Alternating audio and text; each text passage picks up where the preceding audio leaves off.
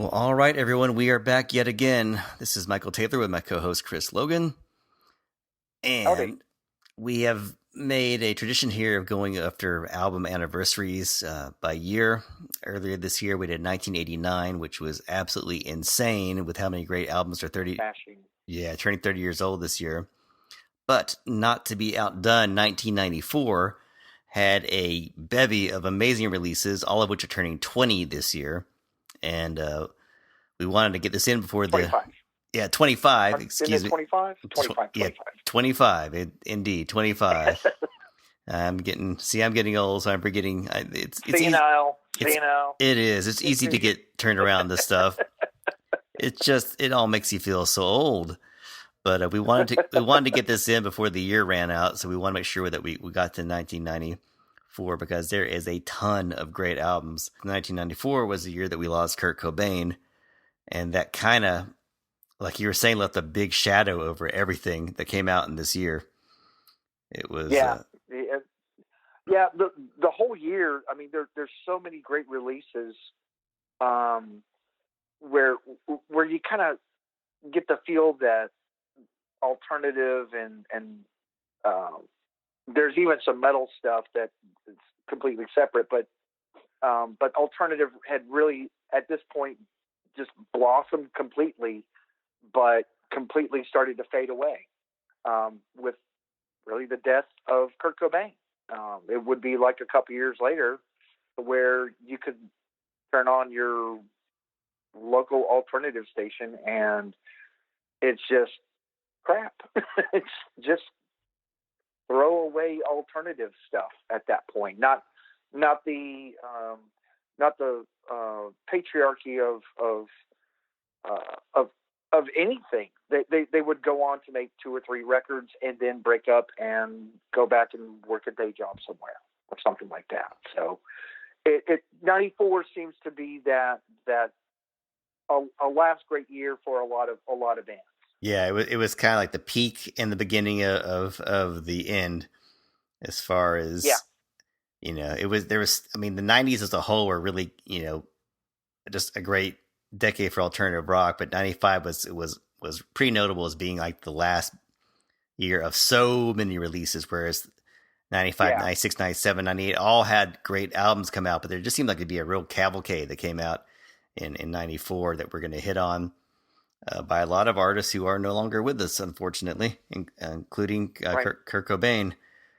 But I thought it might be fun to start off with an album that kind of hits close to home for both you and I, just because we both grew up in Fort Worth, Texas, which is not a place anyone thinks of as some great music scene. No. I mean, no. you think about the Fort Worth stockyards and country music, all that kind of stuff, but 1994 was a very weird year if you were someone in Fort Worth that went to the Fort Worth club, because one of the bands that we saw for so many years on a very small stage had a massive album with Rubberneck, and that's the Toadies.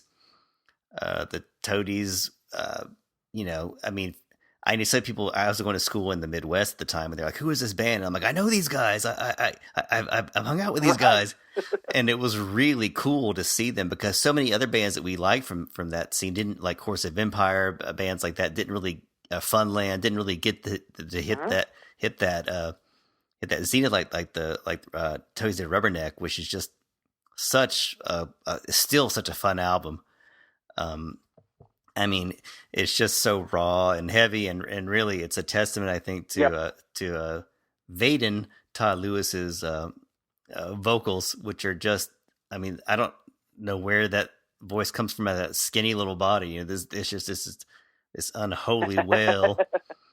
And for most people, nationally or internationally, they're gonna just basically begin and end with "Possum Kingdom," which was like the big hit single. But for us who listen to lots of Texas rock radio, know that Rubberneck had a ton of great singles. It had "I Come from the Water," Tyler, which is which is very much kind of like a Texas version of the Pixies' "Where Is My Mind." Very similar chord progression. Away, And to me, one of my favorite songs is not even a single. Actually, it was a single, but it didn't really get much traction, which was "Mr. Love," which to me is just such a great song and such a knock against a former drummer of theirs. It's kind of like a in joke. Do you remember the story behind that song? Behind which one? By Mr. Love. No, I guess not. No. Yeah. I think the story goes that there was a drummer. I think his name was Michael Love. He used to be, of course, of Empire, and then he played with the Toadies. Michael Jerome. And I think that he had a nickname of something with love because he went and joined Pop Poppins, and that's why they go, "Be patient." And that was like kind of a knock on the drummer. So they always had really weird, like their lyrics are very strange in jokes, kind of a thing, But it was just really a really cool thing to see them get such notoriety and especially in such a strong album. It's an extremely strong record that we all knew was a big deal because it was released in '94, but it didn't hit until '95. Yeah, it took a while. It didn't explode really, and oddly, the first, I think it was Possum Kingdom.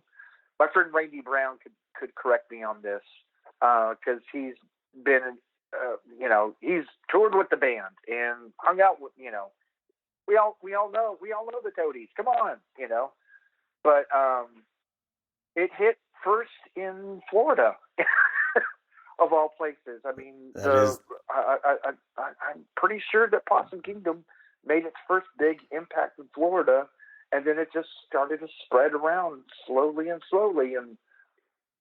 it became a seminal hit across alternative radio all across the country. I mean, we already knew that they were awesome, no matter if they had really reached that nationwide notoriety. We already liked them, and they were loved dearly by everyone. Even regionally. Yeah. Whether it was here or Houston or Austin or wherever, they could still, pack a house for you. That's for sure. But yeah, great record all the way through. There's actually, I know, like I was saying, my friend Randy, he's actually done a podcast with somebody. I don't remember who it was off the top of my head, but they just covered this album and just focused purely on Rubberneck. I mean, and Randy's known the band for quite some time and been pretty well part of their scene. So anyway, yeah, nothing I can really add outside of, I agree with everything that you said. Yeah. And I think it's worth noting too that with a few exceptions on this list, they're one of the few bands that are still going really strong. I mean, they've got their own music festival that they have. I mean, they're still they're actually working on a new album with Steve Albini. I got a press release recently. Yes. So that's really exciting. Yep. So they're still kicking ass. They're still. That should be very, very interesting. That should be very interesting. I'm really looking forward to that collaboration for sure. Definitely. So, we're gonna go. Okay. We're gonna go from Texas to a whole different region. As big as grunge was and heavy alternative rock was in '94, it also saw kind of the emergence and the brief but interesting reign of Britpop, which was kind of followed on the tail end of the whole baggy scene in Britain, and was really the UK, like teenagers kind of their like clarion call to get, to kind of break through and get some notoriety and kind of, it was an interesting time for the UK in history wise and all that. And there was a big resurgence in the kind of mod sound. And I mean, it was Oasis, definitely, maybe. The Manchester scene. Yeah. I think, yeah, definitely maybe, which was, such a, it's Oasis are a weird band because they're not original in the slightest, but they are entertaining, and they're even more entertaining for their quips than they are for their songs. But you can't deny that. you had Pulp's His and Hers, which was a great introduction to them. They've been Right. around they've been around longer than any other Britpop act. They were around since like the early '80s, but that was kind of like their Yeah, I think His and Hers was actually like their third record or yeah something like that. third or fourth, Was and His and Hers about the third? I Yeah. something like that. So that came out, but on your list you have got another one which was seminal, and this was of course the beginning of the Blur Oasis feud, and that was Blur's album Park Life. So let's take a minute to Right. dish into that. Yeah, because I was a huge fan of Leisure that came out. Gosh, that was actually '91. Mm-hmm. Whenever Leisure came out, they followed that one up. Their second album as with Modern Life is Rubbish, and you want to. For me, just as the American kid that was trying to sell a Blur record, it was hard for me to get into what I perceived at the time as their sophomore slump at that time. Mm-hmm. Modern Life is Rubbish is thoroughly a British record. Very much so. You know, for crying out loud, let's put Rubbish in the freaking title of their record. Come on, you know. But they followed it up and then gave us a little bit of a teaser almost, because this is still a thoroughly pop, Britpop record all the way through. But they teased you with Girls and Boys, which was such a trash disco song. It's so much fun. I mean, the Pet Shop Boys did a remix of it, and it was just a blast. Total Duran Duran flashback. Blaring at exactly. I mean, it was a ton of fun. I remember hearing it, you know, blasted at a couple clubs that I'd gone to around the time, and of course, it was a 12-inch version, and so on and so forth. But this record for me was really stacked, despite its overtly Britishness. You know, End of a Century was great. Even let's see, the self-titled, the song itself from the album Park Life, To the End. This record is thoroughly British, but yet at the same time, it's American friendly. Yeah, they wouldn't confuse you more until their next album, which was very, very British again. And that's what I appreciated about Blur. They never really busted through except for a single or two from their records, but they still retained being Blur, and I admired that for for each record that they would actually put out from really here on, is because they gave you a little bit of a good let's move to it song, or something on a record later on that would sound thoroughly like an American band, but a British band that was they were doing just fine. They didn't need the Oasis made up feud. Mm-hmm. They were doing just fine. Yeah, there was. I think if you had to pick one word to describe Blur, it would be quirky. They were a very quirky group. He had a very quirky voice. Not really a great voice, Damon Albarn, but definitely one that is unmistakable. And they just very angular. They just mix a lot of sounds together really, really well. And I think that Park Life was it was a lot of people's introduction to the band. You know, I mean, a lot of people didn't really hear "There's No Other Way" or didn't really hear "Chemical World" on their second album. You know, so this was like their intro, and definitely, I mean, just for Girls and Boys really broke through. It did in the normal alternative radio. Because you weren't going to hear "There's No Other Way" unless it was just played because you were already listening to Girls and Boys, you know. Yeah, for sure. That's the only reason why you might have heard that anything from that first album. But Girls and Boys was such a huge, gosh, man, trash disco. That's all I could think of every single time. And another, and you talk about Britpop, we also have to go back to the Source, which is one of the first bands that really, because Britpop was largely a label created. Well, all labels for genres are created by music journalists, and Britpop was definitely one that was conjured up by a lot of British journalists for NME and all those magazines. And the first band that really got labeled with that tag was Suede, and their first album was great, Mm-hmm. but when they came out with Dogman Star as the London Suede in the US, thanks to some copyright issues with the band in America called Suede, it was the most British ornate, crazy, weird, so out of left field, so out of place in 1994 album Right. that I'll never forget, because at the time I had heard some of Suede stuff and I wasn't that into it yet. It took me a while for them to kind of soak in for me. Yeah.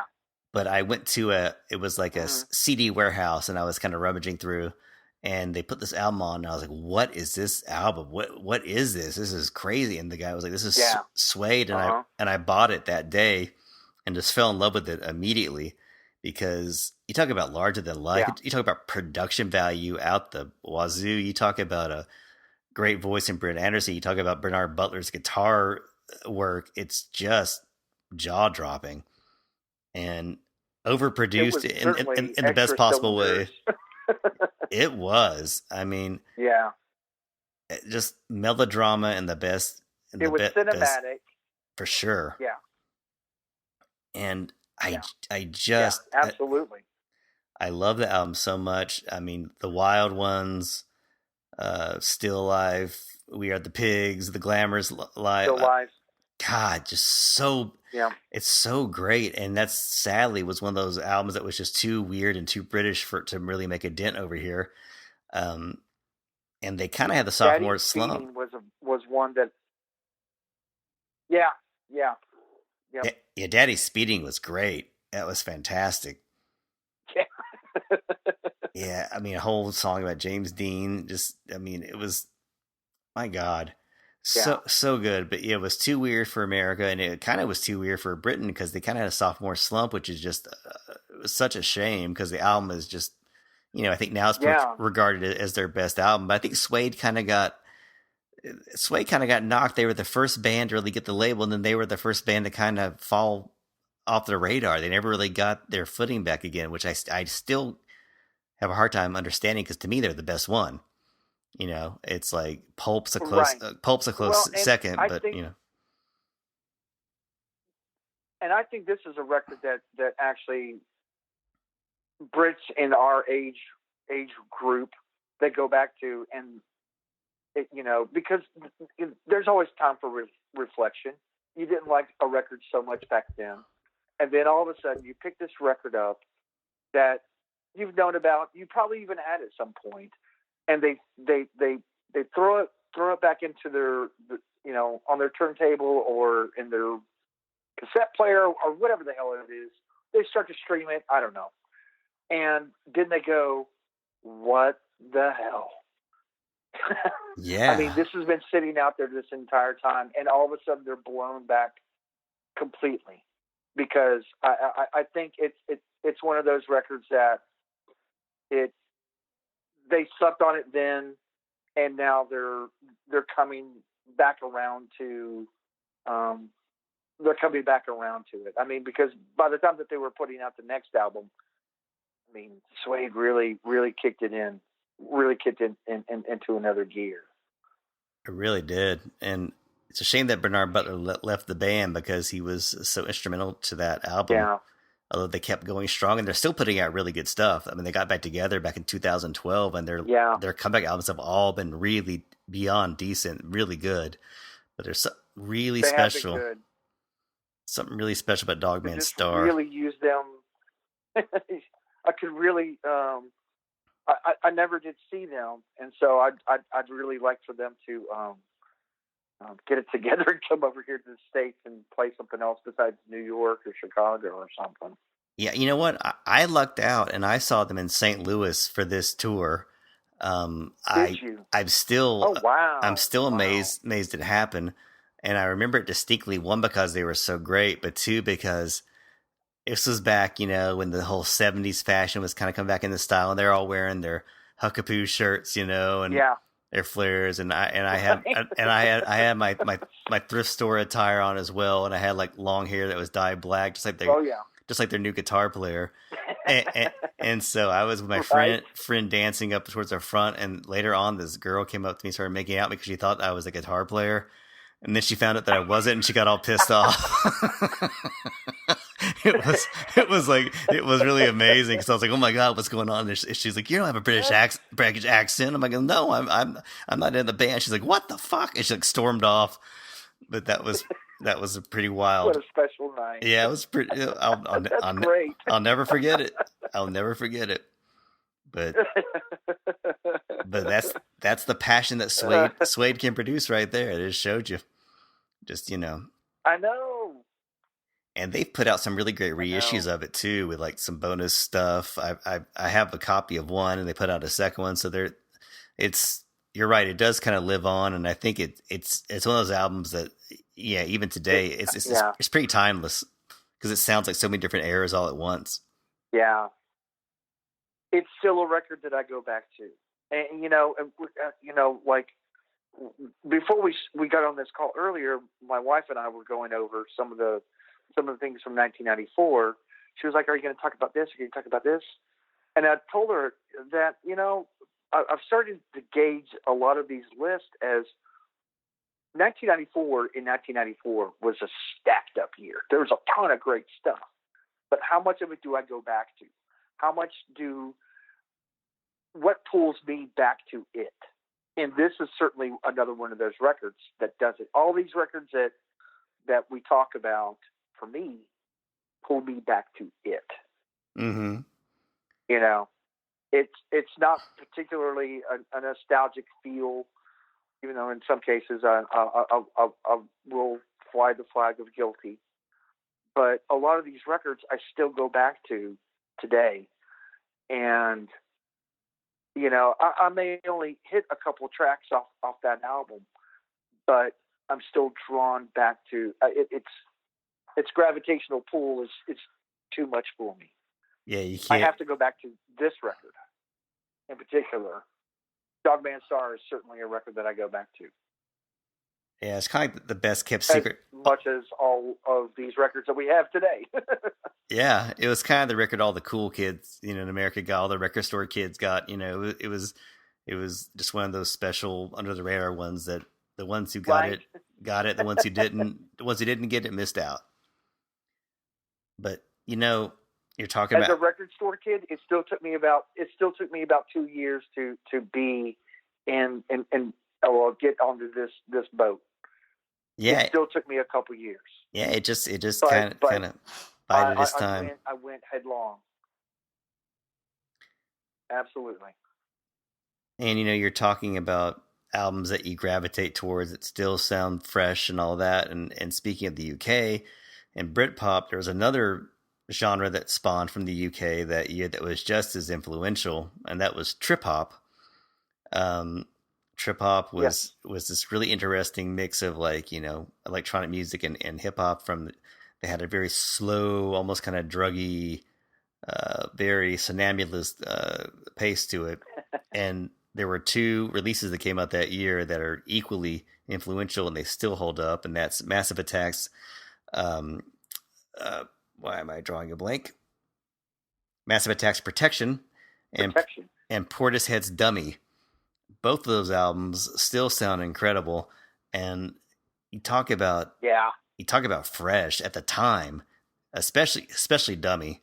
When Dummy came out, that was like something that was out from another void. You were like, this whole James Bond sound, spy soundtrack, Beth Gibbons' creepy voice. It was so eerie and so beautiful, and the uses of samples were so cool, like Isaac Hayes on Glory Box. Yeah. It just was such it's the kind of debut album that came out fully formed. It could have been their sophomore or their, whatever album. It did not sound like a band who was just getting it together. It sounded like a band who had their act together for a long time. Yeah. This record it really surprised me because, I liked it. I liked it right away. It was unique. It was a totally different sound. But even the people that it reached out to, they they weren't. I'm not exactly sure where or what the people that should be listening to Portishead are supposed to be, what the target market was, to use the term.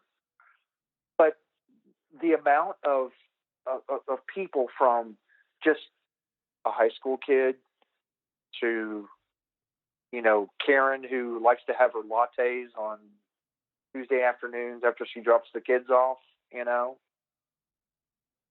I mean, it was on.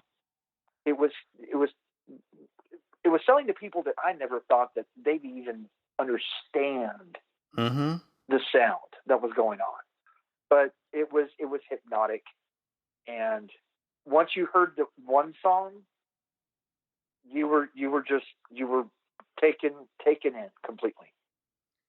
Yeah, I mean, their influence is so spread out. I mean, you've got bands like the Deftones who love them. You've got people like Kanye West who loves them. I mean, Right. they've got Right. Tom Morello. I mean, they've got a really wide reach because Yeah. I think it was because it had enough of a funky feel to appeal to hip hop people, and had enough of a really dark, almost goth feel to appeal to alternative people. It just mixed all those things so perfectly. Yeah. And in many ways, Protection did as well. Protection really kind of expanded on Blue Lines, their debut, and of course the title track with Tracy Thorn from Everything But the Girl is just such a great song. Another really soulful, kind of meditative. It's got a lot of great stuff. To me, Massive Attack's masterpiece will always be Mezzanine, but this is definitely a close second. I think, as far as you got Karma Coma, and you got so many tracks with Tricky on it, before he branched out and went solo.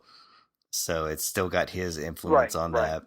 And, Robert Del Naja is a genius in my view. I think he's kind of like the British Trent Reznor in many ways, as far as his use of production. Oh, okay. Yeah. Yeah. I just Ooh, think that's a good comparison. I like that. I think he's just that innovative, and I'm so pissed I missed them on their Mezzanine anniversary tour, that they didn't come here. It really killed me, especially with Liz Fraser touring with them. I just love that band so much. Yeah, they're one of my favorites. So gotta give a shout that out. would have been a great show. Oh God, yeah. Because I got to see them back in 2009. Yeah. They played Dallas, and that was phenomenal. Yeah, Protection was really the song itself was my initial into Massive Attack, and gosh, man, I loved that song. And then it just fell into this whole record. This is a great album. You picked the most excellent one. It really sums up a lot of what was going to happen as far as electronically, I think, for the next, 5-6 years. Honestly, there's a lot of stuff that I think gets influenced a lot more by this. Well, between Massive Attack and the Portishead records, I think they both are sort of collaborative within a sense that you could put them side by side in your catalog. But I think this Massive Attack record highly influenced a lot of artists from there on. You're going to hear a lot more of that over the next few years. How about we switch it up a little bit and go with Pavement's Crooked Rain? There we go. That's one that definitely one of my selections. Needs to get its due. That is one of mine. So I don't know how familiar you've been with Pavement.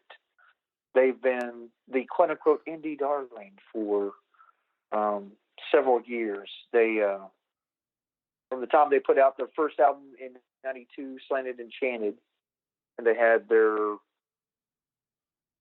I don't want to call it a hit, but it's the closest word I got. But Cut Your Hair. Summer Babe was a huge. Yeah. Yeah. Well, Cut Your Hair would actually end up being on Crooked Rain, Crooked Rain. Oh, see that? See, and there's my Pavement knowledge for you right there. Yeah. So not too good. Yeah. So Slanted. and Slanted Enchanted it was one of those sort of lazy psychedelic indie type uh, bands that became huge per se overnight. You know, you'd find them opening up for the Sonic Youth, or I'm trying to think of who else might have held that kind of weight.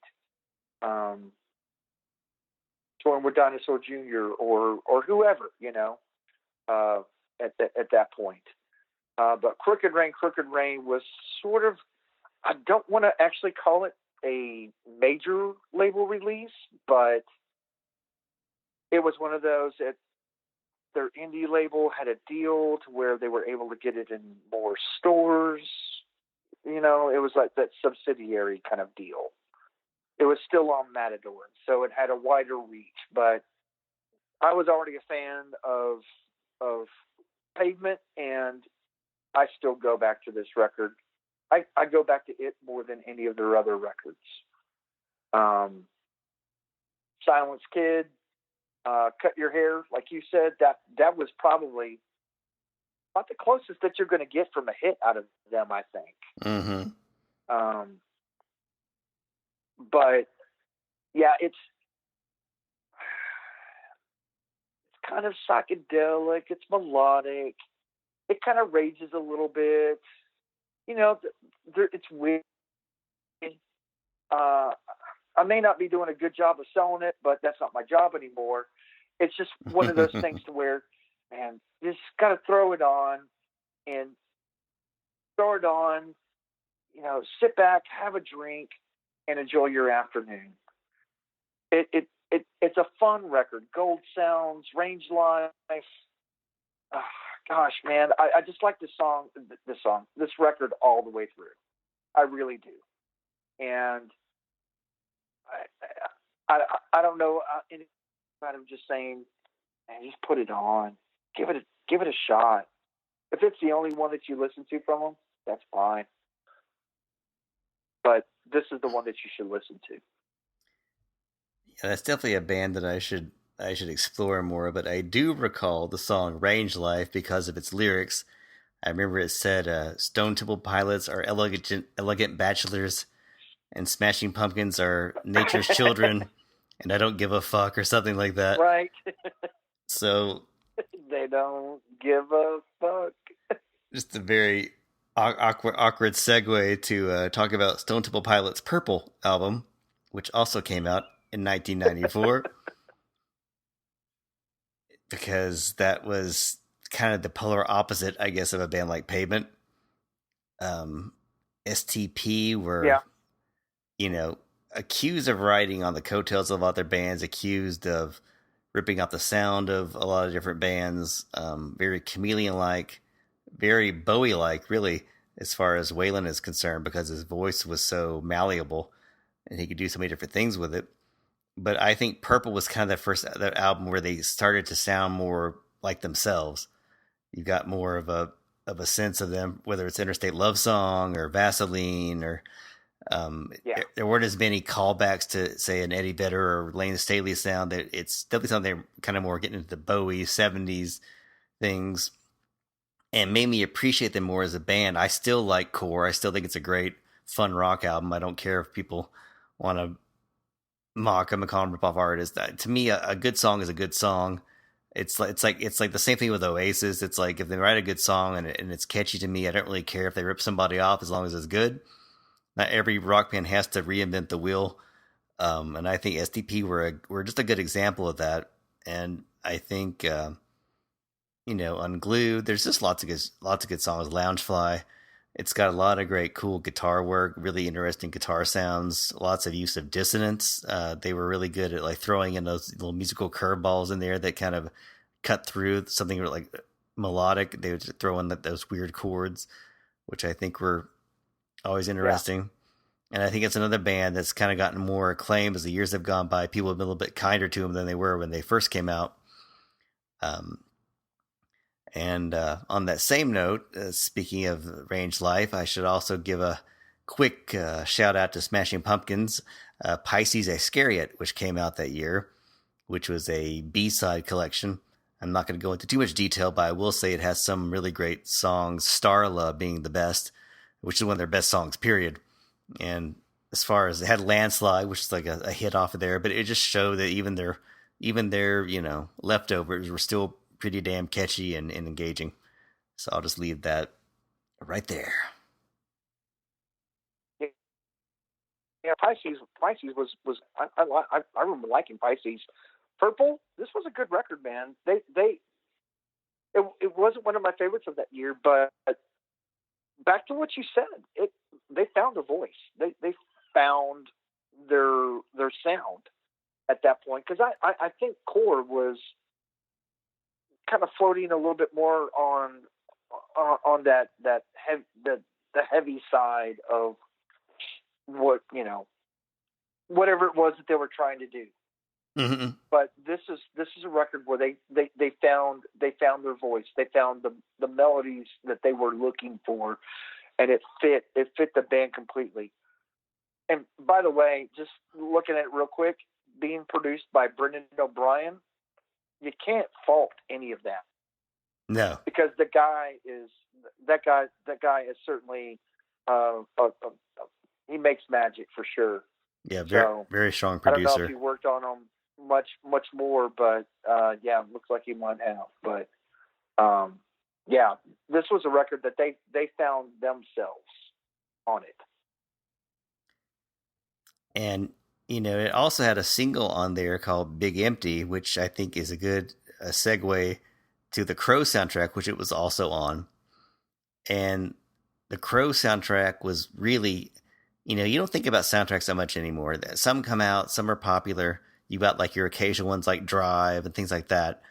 But soundtracks used to be a major, major thing, much bigger than they are now, because they were really good sellers. They're kind of like a great way of record labels to get some of their bands exposure on things like this. And The Crow was a particularly well crafted, really interesting mix of bands on there, because you had The Cure with Burn, one of my favorite Cure songs, period. And it's a great Cure song. Talk about a song that's used so well in the movie too. It's not just thrown on there; it really has a place in the film. Yeah. And then you've got you've got your Helmet, you got your Pantera, you've got STP, you've got Nine Inch Nails doing Joy Division with Dead Souls, a great cover. You've got Thrill Kill Cult.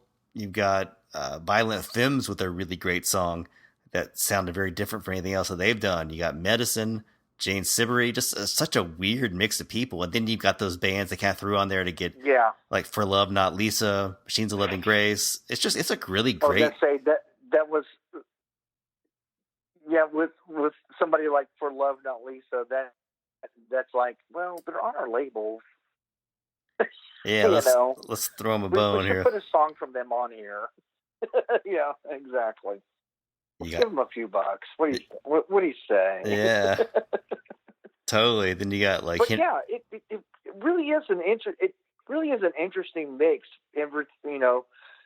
Anytime that you can throw The Cure and Rage Against the Machine on the same same album. Henry Rollins covering Suicide. Right. And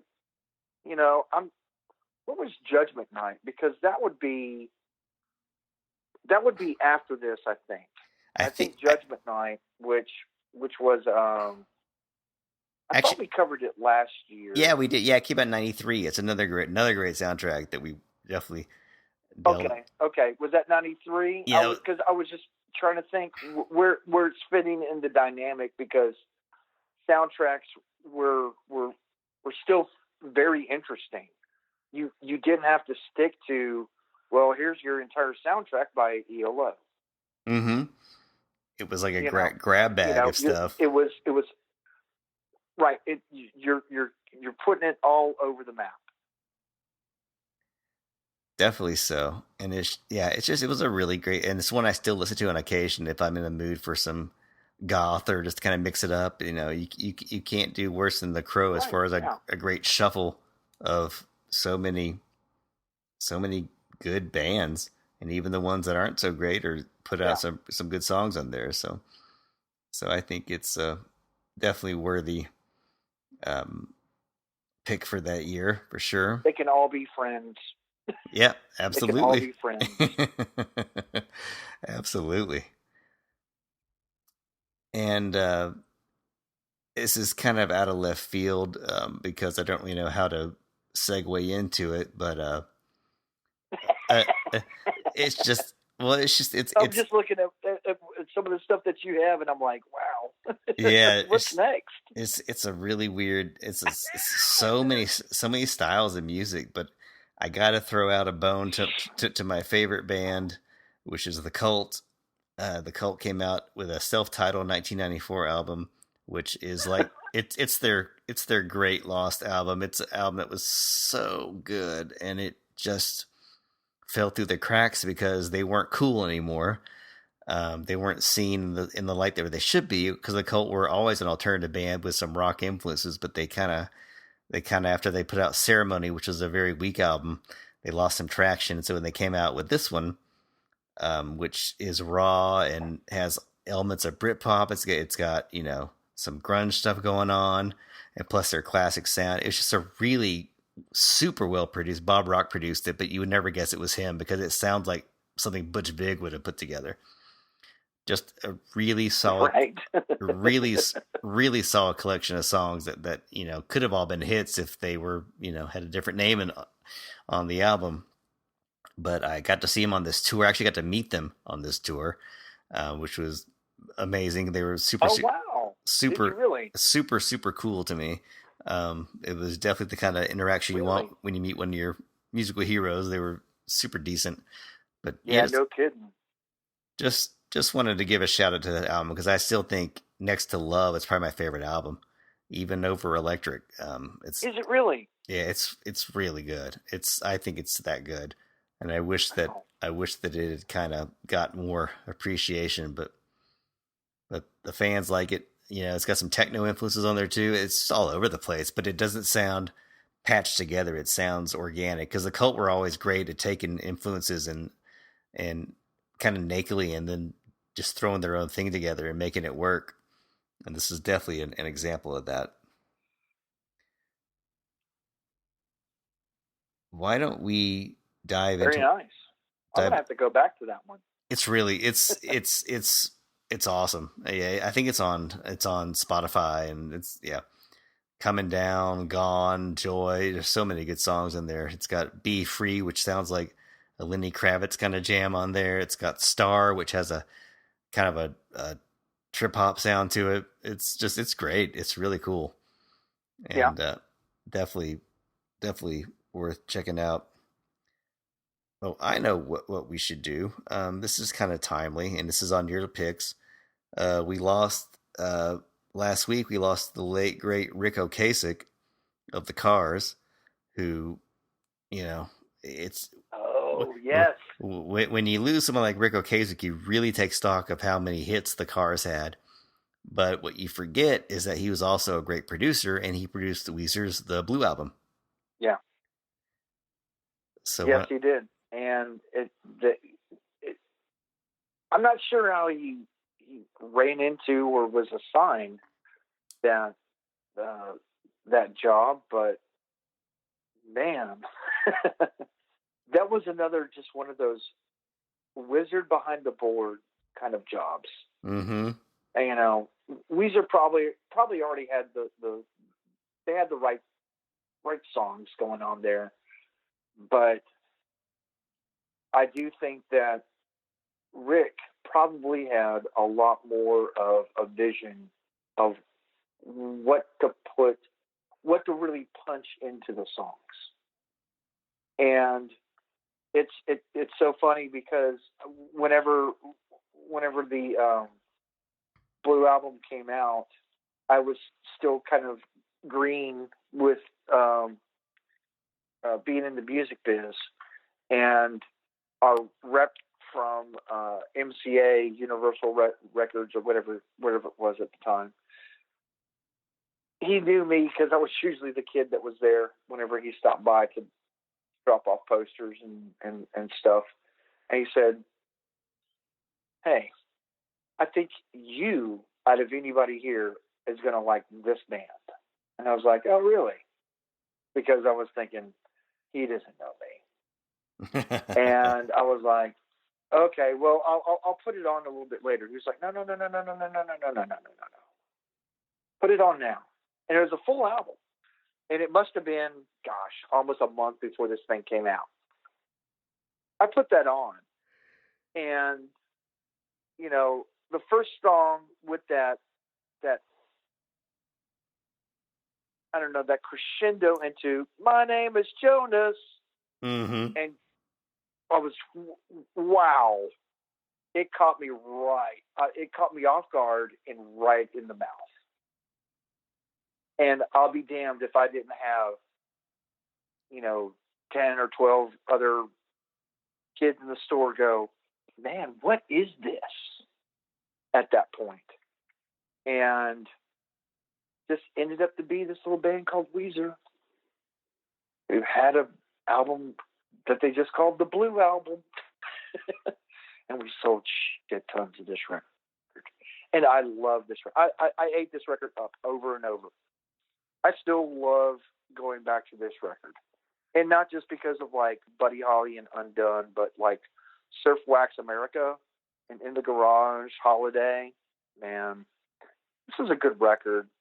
It's a great, straight up, good, heavy pop record. I probably need to give Weezer a little bit more latitude these days and go see them. But I honestly fell in love with this record from the get-go. And I still love this record. Very, very catchy. Say It Ain't So is probably my favorite Weezer song. I absolutely love that hook. That little guitar hook they throw in there is so great. And it's so catchy. I mean, talk about an ear for melody. Rivers Cuomo really knows his way around a guitar hook and a vocal hook, and right.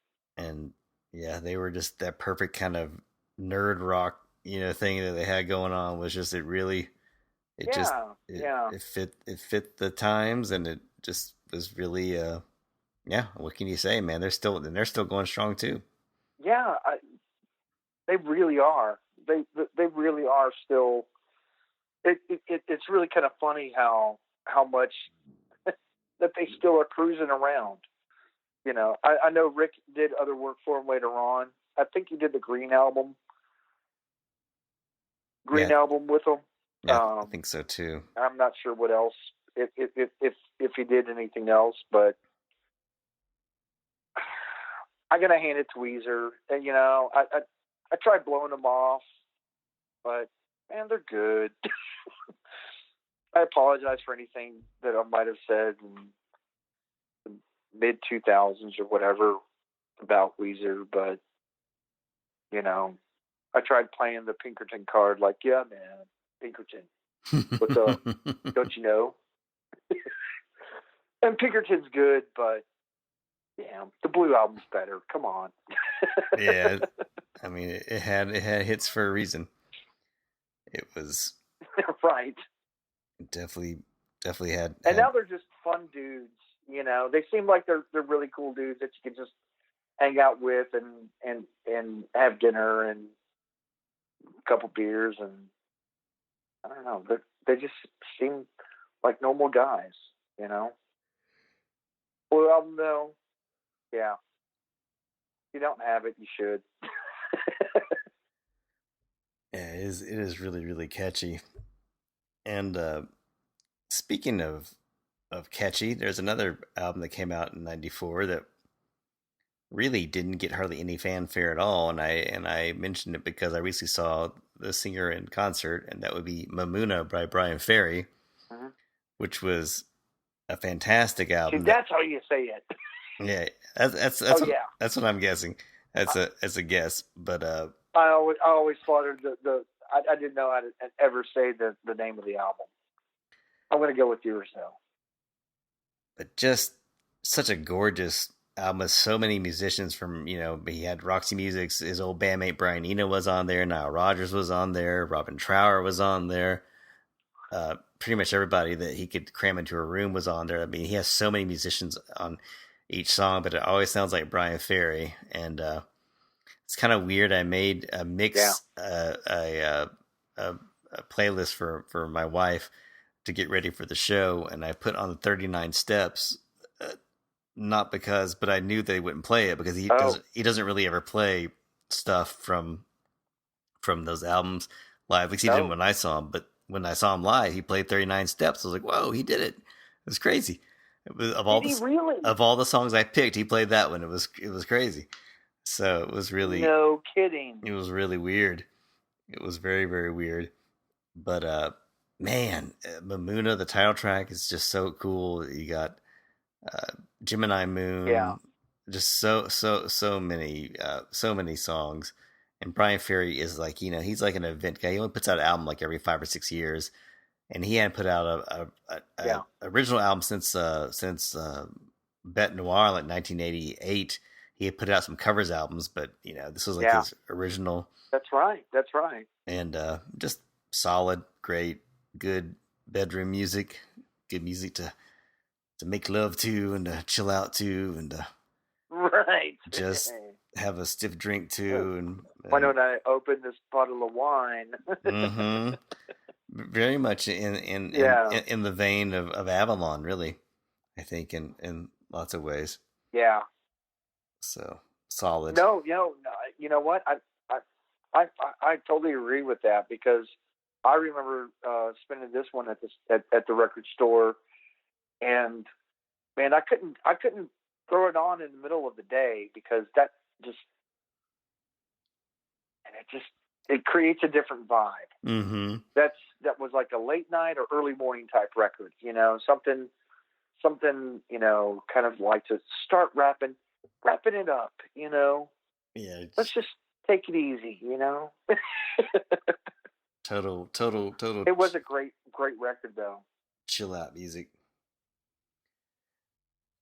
And speaking of chill out music, this really was kind of a weird segue, but grunge, even though there wasn't a lot of grunge albums put out in 94 compared to like 93, 92, there were a couple. One was A Jar of Flies by Alice in Chains EP, and this was their second acoustic EP. They put out Sap in 91, which is my personal favorite.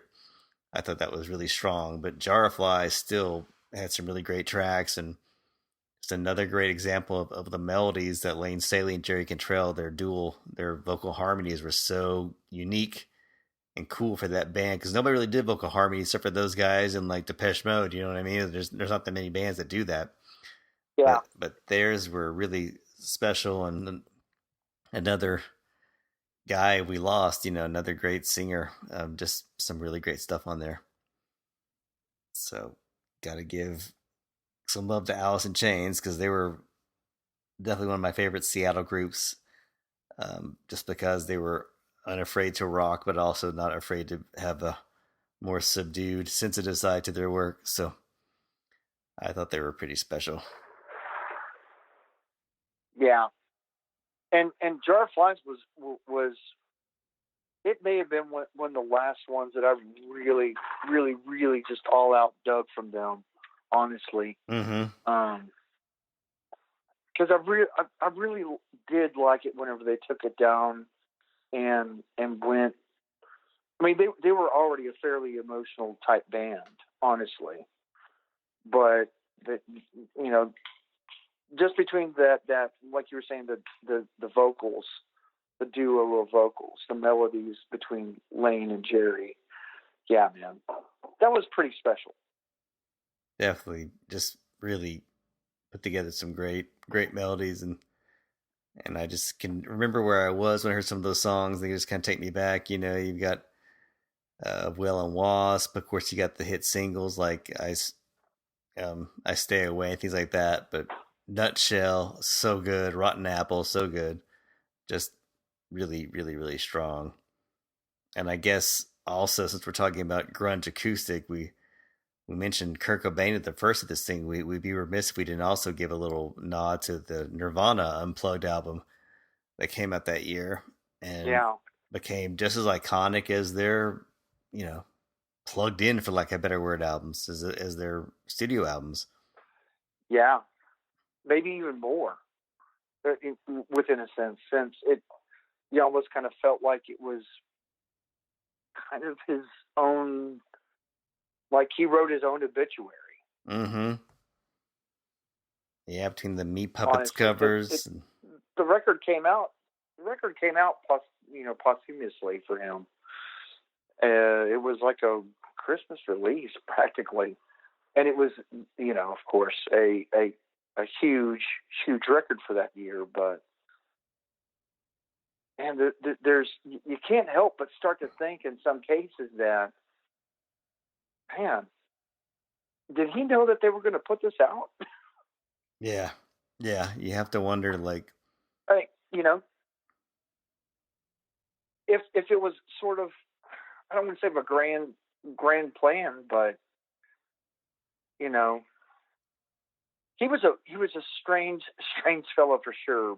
But that Nirvana Unplugged record was certainly, I mean, if you're going to go leave that as your lasting legacy, as far as what you do for a record, then,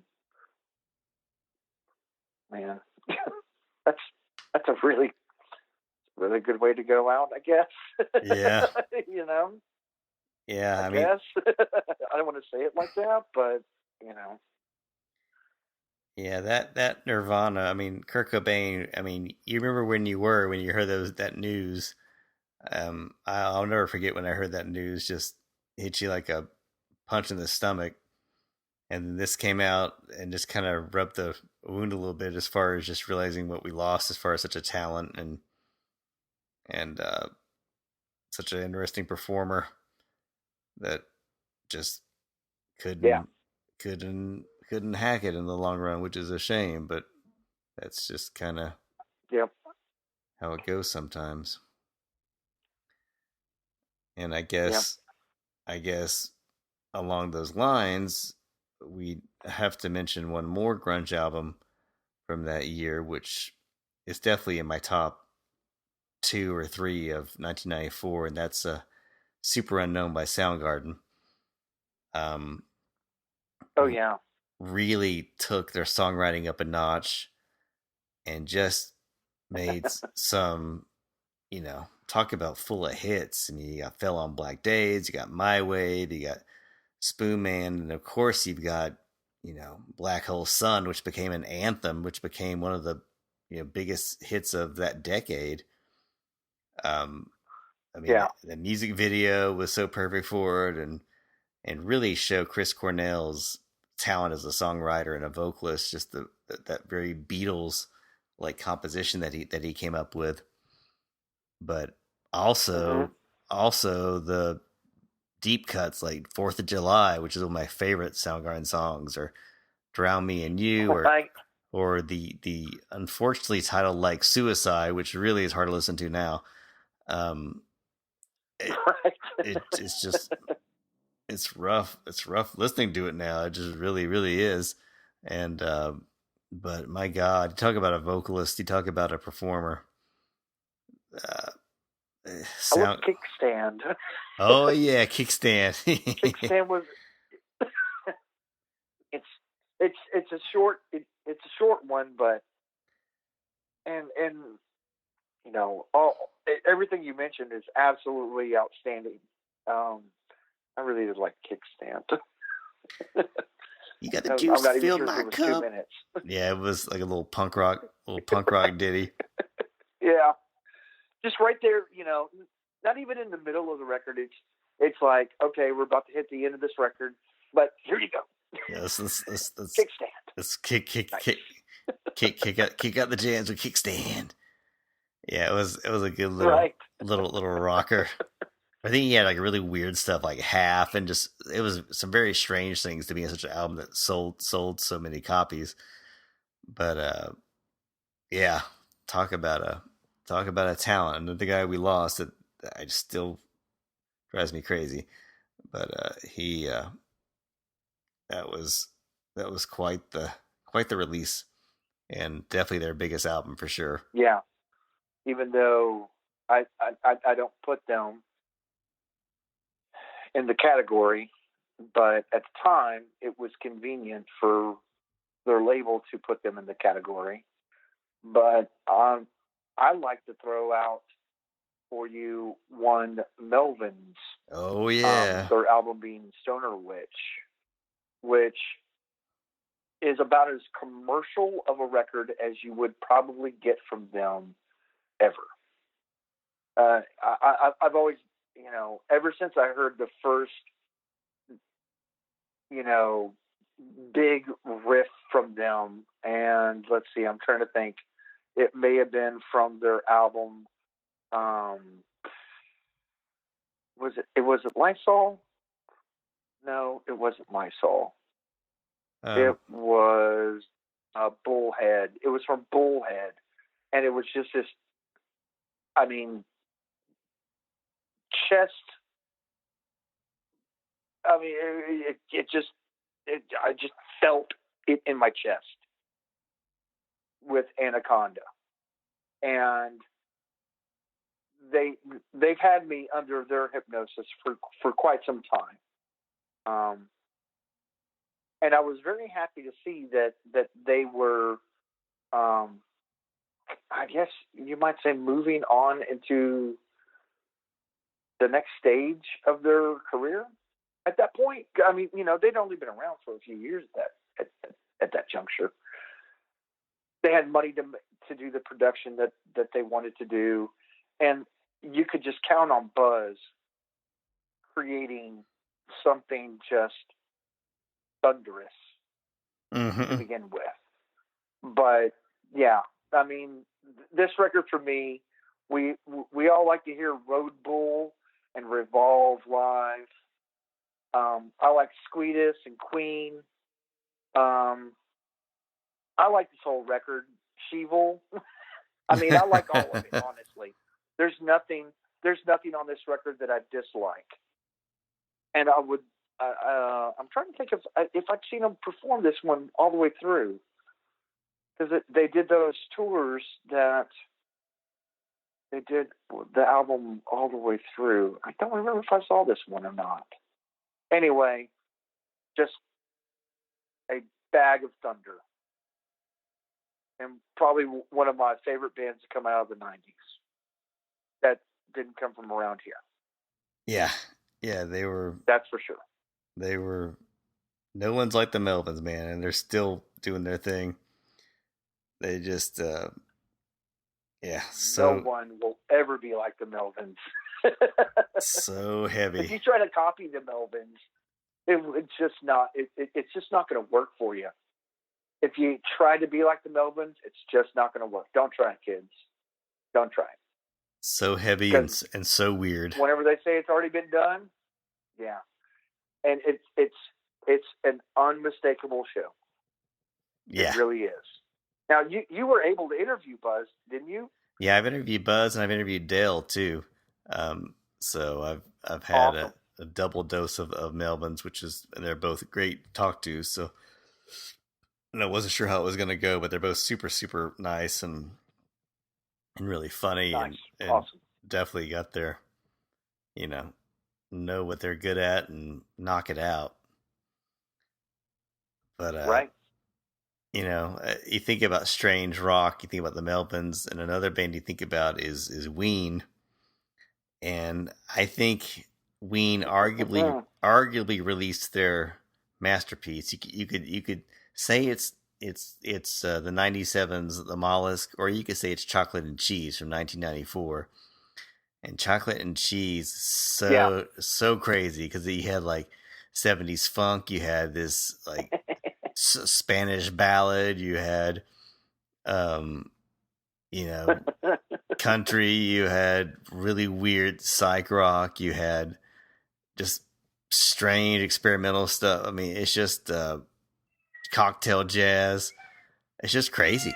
It's like everything you could think of in one album, which is kind of their forte, And the production's really great. They had a Tear for Eddie, which is like prove that Dean Ween could actually play guitar. He wasn't just faking it or playing songs that were out of tune on purpose. Like he was actually like wailing like with amazing like 70s funk guitar.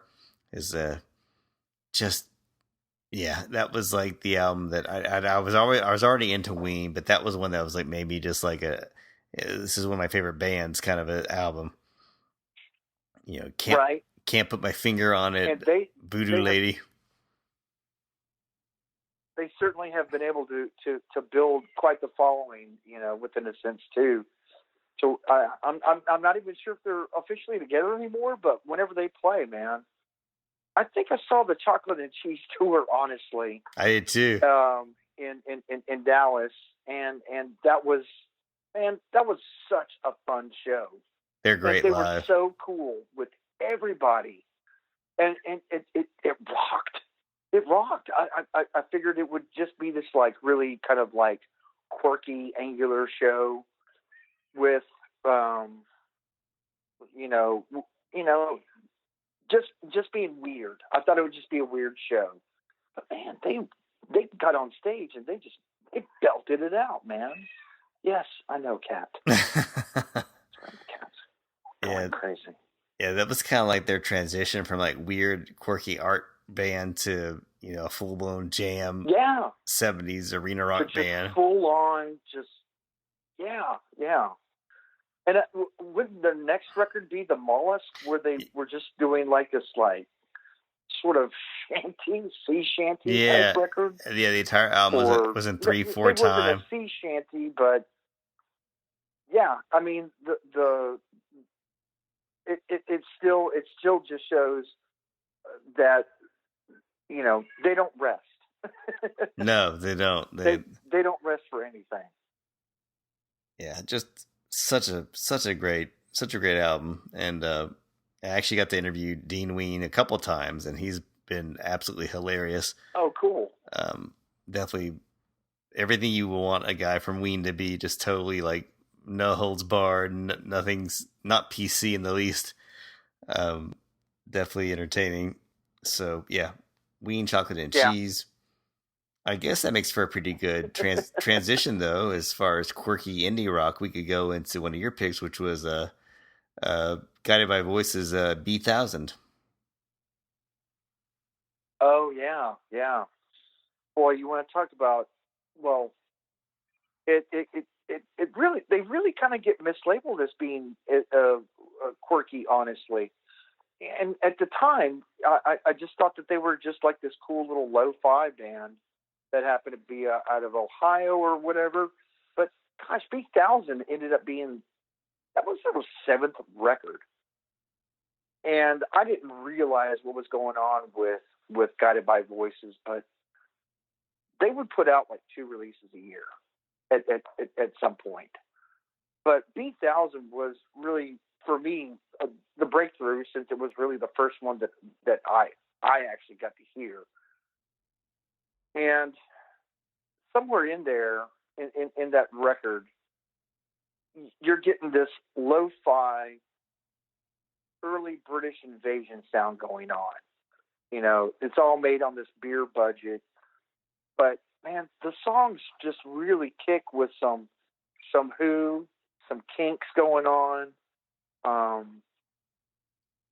Of course, it's going to have a little bit of psychedelia with it, but man, B1000 is one of those that I'm not sure if I want to call it an underrated masterpiece, but it certainly is overlooked.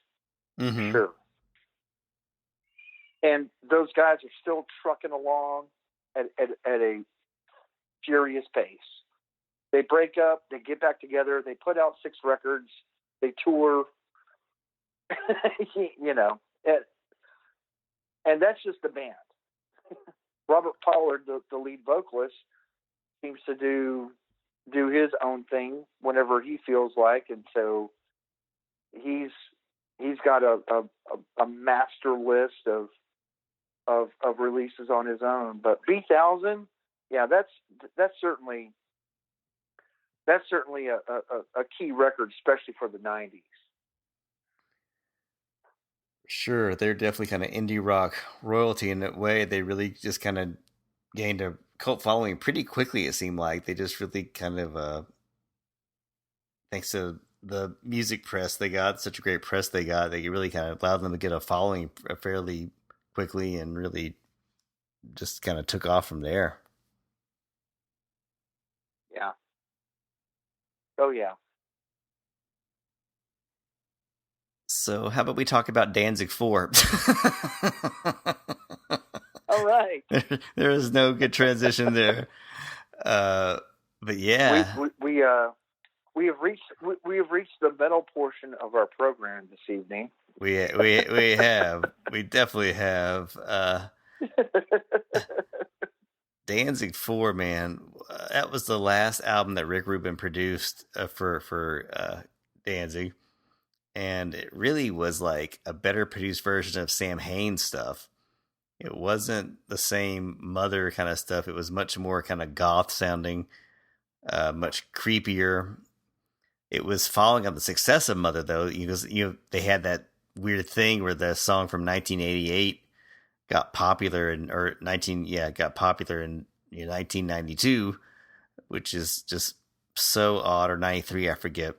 But this was like their big follow up to that, and it did not really perform well commercially because it was people were expecting Mother, and it was not anything like that at all. But Danzig was like, "Fuck it, I'm doing what I want," and he went and did a goth album essentially. But Right. it's a good one. I mean, you got songs like "Until You Call in the Dark," you got "Dominion," "Brand New God," "Sadistical." I mean, it's just got a lot of great. I Don't Mind the Pain, which was definitely a kind of an ode to Johnny Cash. Um, which I should also mention that he wrote the song 13 for Johnny Cash, which appeared on American Recordings that year, which is also worth giving a mention to. Another Rick Rubin produced album.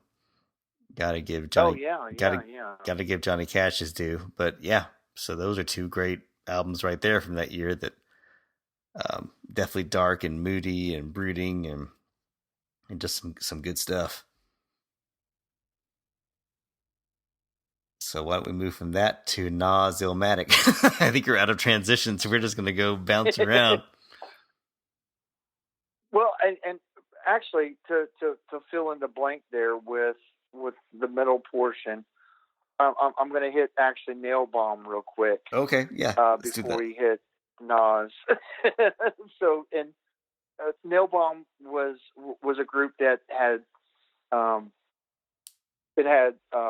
Max from Sepultura fame, who were fairly huge in metal at that point.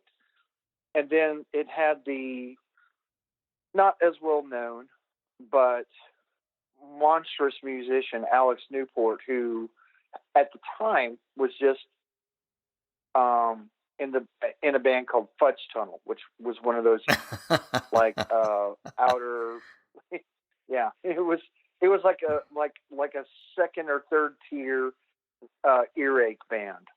Mm-hmm. Um, Fudge Tunnel was really cool though. I saw them actually open for, and this is probably where the relationship started, but I saw Fudge Tunnel open for Sepultura in '92 or so, and they Fudge Tunnel was a very, I mean, kind of in the lines of like what you would think of Melvins at that point. They were slow and sludgy, and it was heavy. And I remember they did a version of "Sunshine of Your Love" that will never leave my brain. And it took a 3 minute song and turned it into 5.5 minutes. Nice. It took it so long to happen, but it was heavy and it was great. And then whenever he got together with Max from Sepultura, they just put out this blistering. Really, at that point, it was sort of that new wave of metal that was going on, where it incorporated mostly just heavy,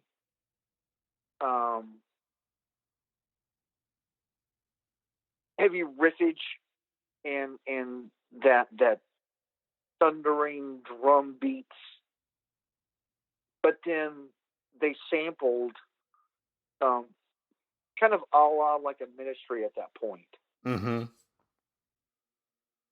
And it was a fantastic record. And it was only one. That was it. They put out one record. There's one studio album, and I think there's a live album. But that's it. And I was a fan of Max because I like Sepultura. And I was a fan of Alex because I was a fan of Fudge Tunnel. And I go back to this record. This record just, man, it gets me. It was called Point Blank, and it had one of those controversial covers where it shows like a Vietnamese with a gun pointed at her head. Oh yeah, Vietnamese lady with a gun just straight at her temple. You've probably seen it, 100 times, but and I'll be honest, I'm not going to try out a whole bunch of like, song titles or anything like that because I don't really remember them all that much. But it's a great blistering run. It's a good record. If you're a fan of just straight up heavy, check yourself some Nail Bomb because you've probably already heard of Pantera. Yeah, and I guess we should also give a brief shout out to be Far Beyond Driven, which came out that year as well. So there you've got another big metal release. Yeah. And I guess I also that was a huge metal release. I mean, that really kind of solidified their hold on the market after Vulgar Display of Power. It really showed Dimebag Darrell kind of at the height of his powers with the riffs he was coming up with. So that was something, and I guess they were the metal band. They were the metal band of the '90s for sure. They were like the one band who was like unapologetically metal. They didn't try to be anything else but metal, and that was a smart move on their part because it got them the audience that they were looking for. So for sure. Yeah. And I guess before we go into Nas, on the other side of that, well, with real quick, I'm going to hit, and these are like I guess you might say honorable mentions. Not because that they were great records or anything that I listened to back then, but in '94. This black metal scene that was going on in the Norwegian area was really exploding with Emperor in the Night Side Eclipse, Mayhem, De Mysterious Dom Satanas, and then Dark Throne with Transylvanian Hunger. And all three of those records are just linchpins to the entire black metal scene. That if those records weren't really there and present, then whatever black metal is, whatever you wouldn't think it is, wouldn't be what it is today at all, because it really sowed the seeds at that point. So, and I enjoy myself a good black metal record every once in a while. Helps keep dust out the cobwebs, as they say. It blows the. Yeah, it does. Have you seen Lords of Chaos? I haven't. Have you seen it? Yeah, it's definitely worth watching if you're, got any appreciation of the black metal scene. It definitely kind of shows it for all its absurdity and weirdness and everything else. So definitely worth a watch for sure. It's certainly If it's streamed somewhere, I'm sure I'll, because I am fascinated with that culture, and I like some of the music, but it is thoroughly fascinating to me. So it is. It's so alien find it from what we've been exposed Yeah. to for sure. uh, And I guess I'll give a real quick shout out to two albums going back to the UK. Well, actually, no. You know what? I'm going to stop that because you need to do Nas. And I also wanted to mention before that, Korn put out their self-titled debut album in 1994. yes. Korn went on to really wear out their welcome pretty quick by not putting out their best foot forward and kind of becoming a parody of themselves. But that first album is pretty damn strong. I mean, it really was. It really sounded fresh for the time. They kind of took the whole Rage Against the Machine thing and tuned it lower and creepier, and had some very naked confessional lyrics. And Jonathan Davis had a very interesting stage presence, and the guitars sounded like buzz saws. And I think that they're one of those bands that peaked with their first album. That happens sometimes. Bagpipes. Yeah, bagpipes. Yeah, and Chutes and Ladders. So weird, but it worked. But they were so they were so good on that first record, but they never could really kind of recapture that. And but it's solid. It's a solid album, and even though they kind of became a punchline for lots of things, and they birthed a whole genre of music that had some very regrettable entries, it's not their fault. They were doing their own thing, and it was pretty fresh for 1994. Anybody else that you need to? I think you want to touch on? I think we can hop into Illmatic if you want to go into that. You can do that, and then I'll. Yeah, and my Illmatic, yeah, Illmatic is one of those records that it took me a couple years to get back into. Not as long as like a Suede or anything like that, because that didn't take that long. But Illmatic had been out for a couple years, and I just kind of pushed it aside. But man, I gotta tell you, it is an excellent debut. It doesn't have the jazzy funk of a Tribe Called Quest, but Nas does certainly rival somebody like Jay-Z in the term of and I don't know if you're a fan of Jay-Z and at least his early, because his early material is really pretty cool, especially if you touch on Jay-Z's album Reasonable Doubt. That's an outstanding record. Illmatic for as far as a debut goes, still has that. It has that cool, gritty flow, which may sound a little offset, but it has that New York grit. But his delivery just is almost in line with the Q-Tip, who actually was one of the producers of that particular record, I believe. Oh, really? Interesting. He was part of the scene with Nas early on. The funny thing that really struck me was the person that really was the big Nas fan early on was a fella named MC Search. And if we do our hip hop homework, MC Search was in third base. Oh yeah. And third base was the white guy hip hop group that came out of New York, which I thought was strange. Yeah. So and we can say all we want about third base, but back at the time, they were a pretty big thing. They were a pretty big thing, and at some point, MC Search had a fairly good voice to say, "You guys need to check out this kid named Nas."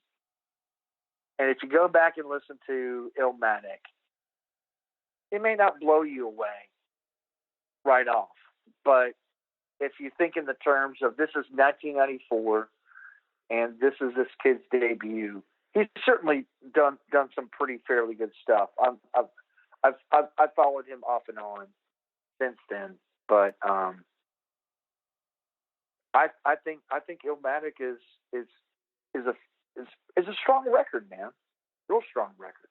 I think I'm going to do just a brief rundown of some before we go to the final stretch here of some honorable mentions, because there were so many albums that came out that year. Yeah. Even something I'm not that crazy about, but we got to give shout out. You've got Green Day, Dookie. You've got Pearl Jam, Vitology, Hole, Live Through This.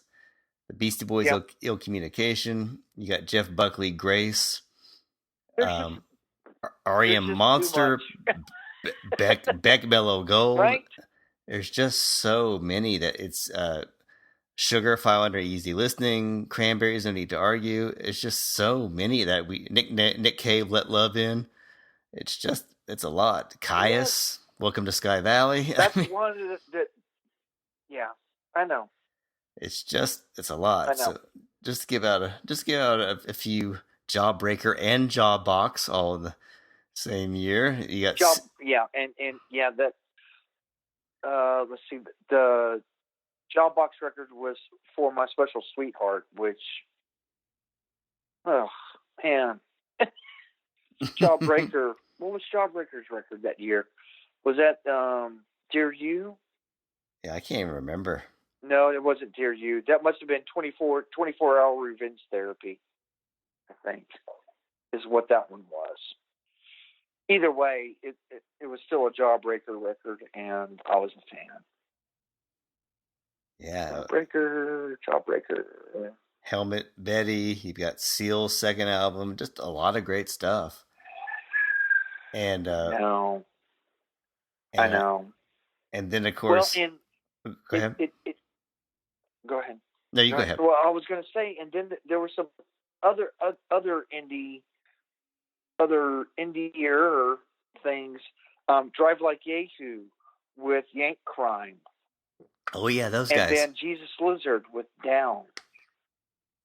I mean, jeez. Yeah, 24-hour Revenge Therapy was 94 for Jawbreaker. Yeah, I mean, it's just so hard to. And I was going to go into more detail, but in the interest of time, I'll just go ahead and briefly talk about two albums that another genre that was getting some traction in 1994 was electronica, and the UK produced two other great ones here. You got Aphex Twin with Selected Ambient Works Volume 2, which was a monster album of just great record, crazy tonalities, crazy sounds, like weird dreamscape, Brian Eno on acid kind of soundscapes, just so wild and weird. And talk about somebody that still sounds relevant or fresh or just totally so odd that he doesn't really date. Aphex Twin for sure. And easily just great, chill out, just kind of block out the world kind of music. And on the flip side, you've got Prodigy, Music for the Jilted Generation, which is one of the best high energy techno albums ever. It predated their, Fat of the Land and Firestarter and all that, but just so solid. And not really anything from Keith Flint. He wasn't really on that album. Rest in peace, another guy we lost.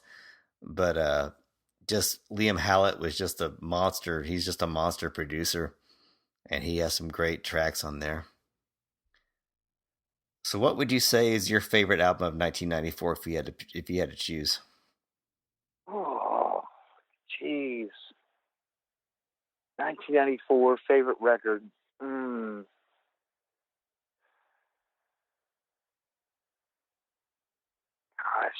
You know what?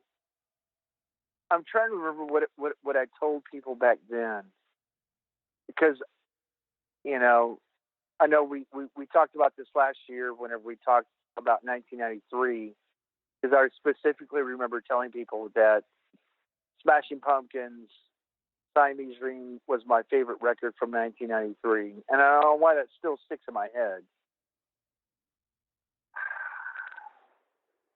For 1994, God, I got to be honest. I'm in 2019. I'm really not even sure because I don't remember what I told people back then. Hey, first off, and second, whenever I go back and reflect on some of these records, I mean, I could tell you that Dog Man Star is my favorite record at one point. And then I could turn around and tell you that I think that Drive Like Yahoo, Yank Crime was my favorite from that year. Or I could tell you that Weezer would be, I'm not even sure. I'm not even sure what direction to go. Honestly, there's a lot to choose from for sure. There's and it goes back to that whole gravitational pull. What grabs me still today, as it did then. These are all great records, and I don't even know. If you have one, shoot it, man. What is it? I think if you asked me what I said in 1994, I think I probably will still say the same thing now, and that would be Nine Inch Nails' The Downward Spiral. I think that was Trent Reznor's finest hour. I think as a producer, as a musician, as a lyricist, I think that it really showed how much he had progressed from Pretty Hate Machine and Broken, and made such an uncompromising album that was still accessible.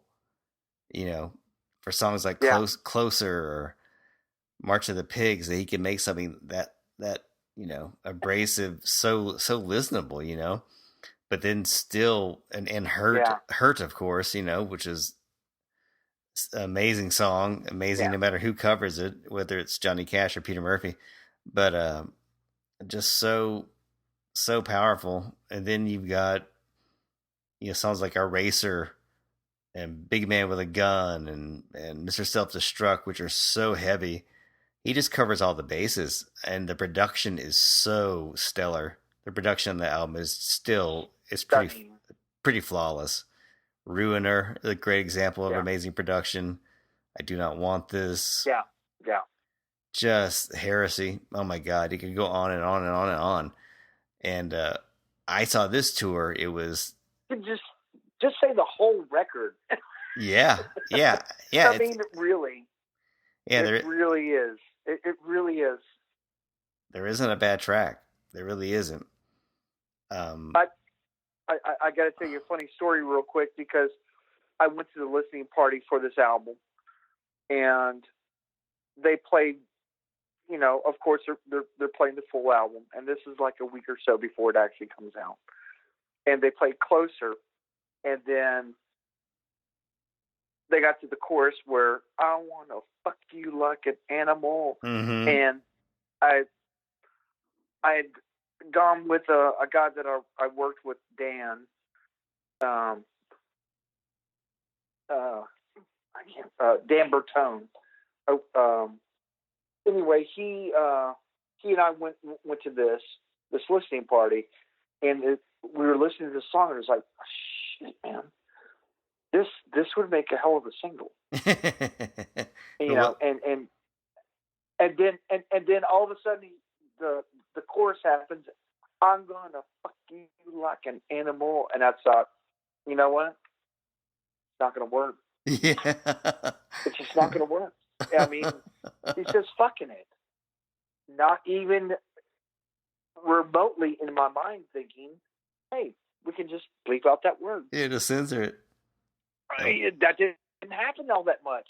I mean, first off, I didn't encounter a lot of or potential singles that might have profanity, fuck, or profanity, or just anything, any kind of cursing in it whatsoever. And then that song came on, And it never occurred to me that they could just bleep the word out. And it was absolutely genius that they did that, because that sold way more records. Whenever you bleep a word out, people actually like that. They like that little sense of, ooh, what's that word? Mm-hmm. Okay, I got to get that. I got to get that record. Let's fill in the blanks. Yeah. Let's fill. What is he actually trying to say? Okay. Yeah, I saw him on this tour. It was always way entertaining. Never expected it. Yeah, and it was a massive hit. It became a hit that everybody across the board liked. I remember I saw this tour. It was Nine Inch Nails, Marilyn Manson, and Jim Rose sideshow. Yes, and that was a tour right there. That was something else. That was pretty. Where did you see that? I saw that in St. Louis when I was going to school up there. I saw that at the Fox Theater. This really great old theater. Okay. And yeah, it was amazing, just absolutely amazing show. And it proved that, you know, they weren't just a studio act, that Trent Reznor could translate that into a live show, which is pretty impressive too. It's not all just, you know, DAT tapes and back then and stock keyboard sounds. He was really rocking it. And yeah, just still to this day, If there's anything that you can take out of go, finish your thought. Oh, I just admire the hell out of Trent Reznor, because he's still doing great stuff. He's managed to become a healthy, well-adjusted guy after years of being this tortured loner, and he's still making great music. So I just think that he's the real deal. I've got a lot of respect for that guy. Yeah, and if you haven't seen Nine Inch Nails live, you're doing yourself a disservice. That is so true. They're I've seen them open for Peter Murphy, where they were doing the Pretty Hate Machine material. Oh yeah, I remember hearing about that. That was fantastic. That was really good. That was really good. I mean, you know, got Head Like a Hole in Sand and all that good stuff. Blah, blah, blah, blah, blah. But now, what he's doing at this point is transcendent from anything that I would have imagined that band to evolve into. Mm-hmm.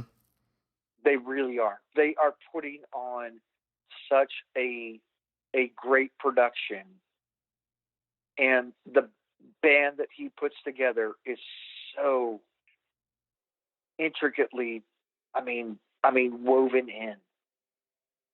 If Nine Inch Nails comes to your town, go see it. Yeah, do not pass it. For sure. Yeah. In 2019 or 2020 or 2021, if Trent Reznor's touring, whatever it is, whatever year it is, go see him now, because he's going to put on a banger of a show for sure. Yeah, because I've seen him 5 times now, and I actually got to see him at the ACL, the live taping of the Austin City Limits show, which was incredible to see that. Ooh, wow. That was awesome. Very nice. And even then, that small stage, he still had a great setup. Yeah, you can't do worse than seeing Nine Inch Nails, man. That's just you'll get your money's worth for sure. You won't come away thinking you didn't get your money's worth, because he puts it all out there. Absolutely. Well, that's all I have to add. Any other albums you want to touch on before we wrap up, or? Man, no, I think that's good. Well, thanks again for joining me on this. That's good. It's always a blast to get to do this with you and look back on our albums of our youth. It's always a good time. Hope you all enjoyed it. And if we have time, we're going to try to delve into 1999 next. So stay tuned for that if we have 5 minutes, and we'll get to that. But until then, thanks for listening. Thanks for joining in, Chris. It's always a pleasure, and we'll do this again soon. Hey, thanks, Michael. Appreciate it. All right, man. You have a good one. I'll talk to you later. All right. Thank you.